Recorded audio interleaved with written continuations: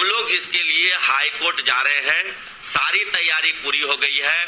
High court के वरिष्ठ अधिवक्ता के नेतृत्व में फाइलिंग कर ली गई है, ड्राफ्टिंग हो गई है। कल इसको हाई कोर्ट में याचिका हम लोग फाइल कर देंगे और हमारी एकमात्र मांग है को लेकर इस वक्त भर्ती परीक्षा का ऐलान किया था, तब से इसको लेकर जमकर विवाद हुआ है और अब एक बार फिर बीपीएससी शिक्षक भर्ती परीक्षा पर खतरा मंडरा रहा है। आपको बता दें कि इस परीक्षा के कानूनी पचड़े में पड़ने की पूरी उम्मीद भी जताई जा रही है और अब ये मामला पटना हाई कोर्ट भी पहुंच गया है। देखिए, जिसके बाद बड़ा सवाल ये बना हुआ है कि क्या इस परीक्षा को रद्द कर दिया जाएगा। सवाल ये भी है कि जिस रिजल्ट का अभ्यर्थी बेसब्री के साथ इंतजार कर रहे हैं, क्या वो रिजल्ट कभी आएगा ही नहीं। तो आज हम इन्हीं मौजूओं पर चर्चा करेंगे और इस मौजू पर चर्चा करने के लिए हमारे साथ सीनियर एडवोकेट देव प्रकाश जी हैं। सबसे पहले बहुत शुक्रिया जी।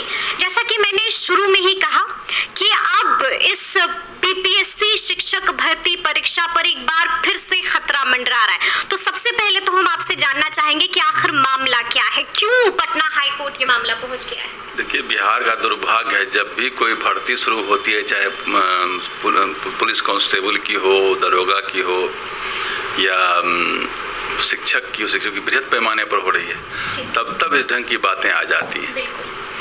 अब कई बार सरकार में भी कुछ संवेदना की कमी रहती है और लड़के भी, जो शिक्षक की संख्या अधिक है तो वो भी चाहते हैं अपनी बातों को इन्फोर्स करना।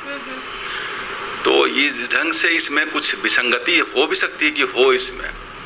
और जो इस बात पर चर्चा आप कर रहे हैं, एक हाई कोर्ट में केस लगा हुआ है जिसको कि टीचर्स टीईटी टीचर्स एसोसिएशन ने केस दायर किया है और उसमें 29 मतलब अगले मंगल को इसको काउंटर एफिडेविट जवाब देने के लिए, मतलब सरकार को अपना हलफनामा दायर करने के लिए कहा गया है। लेकिन जो अगले मंगल को कहा गया है, हम लोग का जो अनुभव है, सरकार प्रायः अपना जवाब, अपना हलफनामा समय पर नहीं दे पाती है। हो सकता है अगले बार फिर डेट ले ले वो, और सुप्रीम कोर्ट से डेट मिल भी जाएगा उनको। जो सरकार में कोई हलफनामा देने में टाइम लगता है, क्योंकि सरकार पर बहुत सारे कार्य, यही एक कार्य तो है नहीं, तो हलफनामा उनका आ भी जा सकता है, नहीं भी आ सकता। अगर आ भी जाएगा तो फिर उसका फिर इनको रिजॉइंडर देना पड़ेगा, जो टीचर्स एसोसिएशन है। उसके बाद फाइनल आर्गूमेंट का डेट पड़ेगा और आर्गूमेंट का जो डेट पड़ेगा उस पर बहस होगी। अब इसमें जो इन्होंने बिंदु उठाए हैं कि ये आर्बिट्रेरी है, इन्होंने बिंदु उठाया कि अनकॉन्स्टिट्यूशनल है। जो रूल है Bihar teachers appointment transfer and disciplinary action rules जो 2023 में बना है, शायद अप्रैल में वो नोटिफाई हुआ है। इन्होंने कहा कि ये जो लॉ है वो असंवैधानिक है, मनमाना है और सरकार के पास शक्ति नहीं है। ये बिल्कुल ही गलत है। सरकार के पास कानून बनाने की शक्ति है। सरकार जो संविधान में शक्ति जो प्रदत्त है उसके अनुसार ही उस सरकार ने इस कानून को बनाया है। और सरकार को आप देखिए, ये जो राइट टू एजुकेशन एक्ट है, जिसमें उसके पहले एक राइट टू एजुकेशन संविधान में भी दिया गया था, आर्टिकल 21A में कहा गया कि अब जो है क्वालिटी एजुकेशन और प्राथमिक शिक्षा, मतलब 6 साल से 14 साल के बच्चों के लिए फ्री एजुकेशन देना है और फिर जो भी क्वालिटी एजुकेशन देना है और अनिवार्य देना है। उसमें कहा गया कि हर राज्य को कानून बनाने का अधिकार होगा। अच्छा। संविधान में ही लिखा हुआ है जी। जब कानून बनाने का अधिकार होगा, उस अधिकार के प्रदत्त में इनको कानून बनाने की शक्ति भी दी गई है, उसके तहत इन्होंने कानून बनाया। तो फिर फिर ये हंगामा क्यों और ये मनमाना और अनकॉन्स्टिट्यूशनल ये बातें, तो लगता है केवल कहीं से उतार के रख दिया गया। इन बातों में कोई दम हमें नहीं है, कोई तथ्य भी नहीं है। दूसरी बात एक आ रही है कि वो जो राजस्थान में घटना घटी, जब सुप्रीम कोर्ट में चली गई कि एनसीटी जो national council of teachers education body है गवर्नमेंट ऑफ इंडिया की, उसने एक नोटिफिकेशन निकाला था 2018 में कि जो बीएड पास है वो भी प्राथमिक शिक्षक में अपना आवेदन कर सकते हैं, वो भी अर्हताएं पूरा कर रहे हैं, वो भी योग्य हैं इसके लिए। इसके विरुद्ध में राजस्थान सरकार ने एक अपना कानून बनाया। उसने कहा कि नहीं, प्राथमिक शिक्षक में जो डिप्लोमा जो डीपीएड किए हुए हैं वही केवल आवेदन कर सकते हैं, जो डीएड कहा जाता है, डिप्लोमा इन क्या एलिमेंट्री एजुकेशन करके कुछ है ऐसा, उसने डीएड करके होता है। तो जो डीएड करते हैं वही एलिजिबल है। तो उन्होंने एक कानून बनाया जिसको कि हाई कोर्ट में जो एनसीटी का नोटिफिकेशन था, इसमें था कि बीएड वाले भी परीक्षा दे सकते हैं, उसको हाई कोर्ट ने, Jaipur high court, Rajasthan high court ने क्वैश कर रद्द कर दिया। इसके विरुद्ध में सुप्रीम कोर्ट में गई। सुप्रीम कोर्ट ने इसको डिसाइड कर दिया। सुप्रीम कोर्ट के जस्टिस थे justice Aniruddha Bose and justice Sudhanshu Sinha.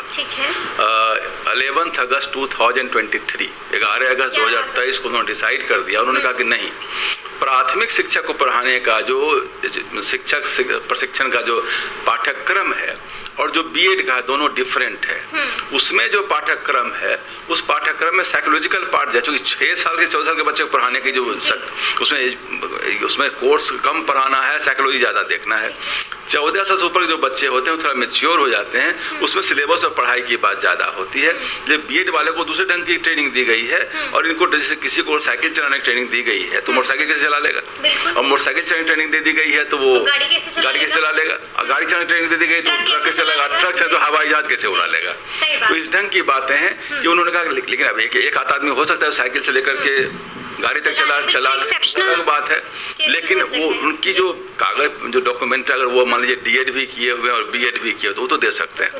लेकिन जो डीएड नहीं किए हैं उनके पास जब डॉक्यूमेंट नहीं है, तो यहाँ जानकारी पर तो हो नहीं, डॉक्यूमेंट नहीं है, सर्टिफिकेट नहीं है उनके पास, उनको उन्होंने कहा कि ये इसमें एलिजिबल नहीं। और राजस्थान सरकार का जो आदेश था, जो उन्होंने कहा कि केवल डीएड वाले ही एलिजिबल है, उसको उसने कंफर्म कर दिया सुप्रीम कोर्ट ने। अब थोड़ा मामला डाइसी हो गया यहाँ के लिए। लेकिन एक बात और भी है कि राज्य सरकार को नियम बनाने का अधिकार है। ठीक है, राज्य सरकार नियमावली बनाने का अधिकार है। राज्य सरकार इसको लेकर के सुप्रीम कोर्ट जाएगी। सुप्रीम कोर्ट क्या होता है, संभावना 50-50 है, चूंकि सुप्रीम कोर्ट कंफर्म कर चुकी है कि डीएड वाले ही केवल एलिजिबल हैं प्राथमिक शिक्षक में। मतलब बीएड वालों पर खतरा मंडरा रहा है। हाँ, वो खतरा है, उसमें बहुत थोड़ा मोड़ा चांस रखिए सफलता राज्य सरकार को मिल भी सकती है, 60% चांस है कि सफलता नहीं मिलेगी उस केस में। ठीक है, आपसे हम ये भी जानना चाहेंगे कि जब टीटी शिक्षक संघ जो है अब पटना हाई कोर्ट चला गया है तो उन्होंने भी कई मांगे रखी हैं, अपनी कई सारी जो है कई मुद्दों पर कई पॉइंटर्स रखे, 4 प्रमुख मांगे हैं। तो सबसे पहले आपसे हम जानना चाहेंगे कि वो 4 जो पॉइंट्स रखा गया है पटना हाई कोर्ट के सामने, वो पॉइंट्स क्या है? उन्होंने कहा कि दोस्तों आपने स्पष्ट रूप से सुना है यहाँ पे कि एडवोकेट जी से ही बात हो रही है और स्पष्ट रूप से उनका कहना है कि बीएड का मामला, भाषाहारता का मामला, बहुत सारी बातें जो है अब कहीं ना कहीं पटना हाई कोर्ट में जा रही हैं।